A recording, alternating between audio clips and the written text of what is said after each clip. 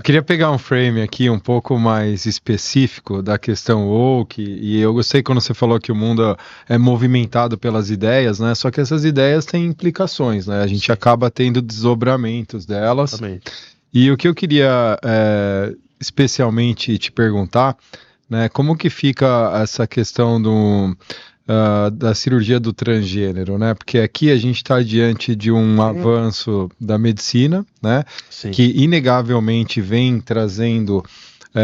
Eu tenho 10 anos de formado, sou urologista, então eu observei um aumento muito grande de profissionais desempenhando esse tipo de cirurgia e transformando homens em mulheres e vice-versa, e assim, tentando, né? Tentando fazer com que a pessoa se pareça do sexo oposto. Numa boa, assim, sim. Porque Felizão. A questão... Vai lá e fala assim, hoje é dia de, cortar o peru. É todo um processo, existe, né? Vamos fazer uma chaleirinha. Existe primeiro a transformação hormonal, né? Que essas pessoas se submetem e tal. Então, assim, qual que é a minha pergunta especificamente? Até onde você acredita que isso seja produto de uma cultura woke que se instituiu, do tipo, você tem que buscar o que você deseja mesmo, quer ser mulher, e fechar os olhos para a realidade que se impõe ali do que é ser um transgênero mesmo, ou não, o indivíduo ele está acima de qualquer cenário, de qualquer determinação, então ele tem o livre-arbítrio de se transformar no sexo oposto. Como que você enxerga essa questão? Olha, aí eu faço uma leitura que ela é um pouco mais, digamos assim, eu tenho que colocar uma ressalva. Para mim, um grande problema é quando a gente vai falar de crianças e adolescentes caindo nessa demanda. Pensei a mesma coisa. Porque assim, se tem uma criança que tem dificuldades com a sua identidade sexual, é uma questão de terapia, de tratamento psicológico, de verificação do ambiente dela, se tem algum elemento externo influenciando isso. O adolescente que quer mudar de sexo, olha, vamos conversar, por que exatamente? É porque você não tem sorte com o sexo oposto, é porque você quer usar outras roupas, porque isso não é motivo para mudar de sexo. E eu tô tentando lembrar o nome de uma psiquiatra americana que ela fez uma extensa pesquisa, bem extensa pesquisa, sobre as cirurgias de mudança de transição de sexo. Tava colando aqui agora para falar.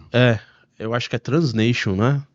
Eu tava vendo aqui a taxa de suicídio entre transgêneros. Você tem um problema de saúde mental antes de qualquer coisa. Problema de saúde mental. Tem a história de uma menina, ela é inglesa, ela é britânica, ela deu essa entrevista para a BBC e para outros órgãos de imprensa nos Estados Unidos, até alguns de esquerda como Independent e tal. E ela falou, olha, eu fiz a cirurgia de transição quando eu tinha 15 anos, passou por um período da vida dela de dependência química, uso de drogas, dependência de bebidas, depressão crônica fortíssima, tentativa de suicídio. Lá para os 25 anos de vida, ela falou, eu fiz besteira, eu quero voltar atrás. Ela falou, tudo que eu queria era alguém do meu lado, um adulto, alguém mais maduro, para dizer, na hora que ela estava decidindo por fazer a mudança, falar assim, olha, talvez não seja a hora, espera mais um pouco. Vamos conversar mais sobre isso. Tem um estudo que fala que acho que 80% das pessoas que passam por isso, depois elas se descobrem que são homossexuais. Ponto final, que não é uma questão de transição de gênero, não. Eu acredito que assim, a patologia ela sempre existiu, né? E quanto mais a população cresce, maior a incidência desse tipo de patologia. E ela merece um cuidado multidisciplinar. Só que até onde chega o meu conhecimento hoje em dia, eu acredito que esse procedimento deveria ser proscrito, não deveria ser realizado. Eu ia te perguntar isso, mas até mais pessoal, se você se sentiria confortável de indicar, não de fazer, porque, bom, se você tivesse a técnica específica, imagino que tem uma técnica específica, mas de você indicar a cirurgia, você se sentiria confortável? Então, na verdade, eu acredito que todos os distúrbios psiquiátricos, eles são tratados com medicamentos e psicoterapia, como você falou, né?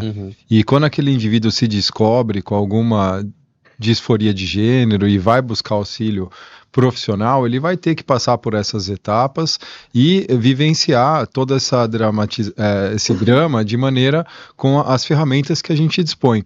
Por que eu sou contra a cirurgia de redesignação de sexo?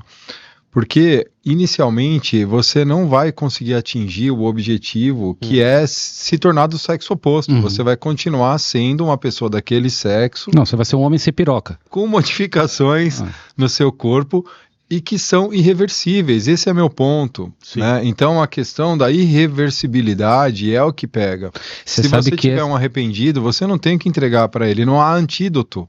Né? Era isso então, que eu vejo que a questão é criterioso, a indicação é criteriosa, eles fazem um acompanhamento bastante prolongado.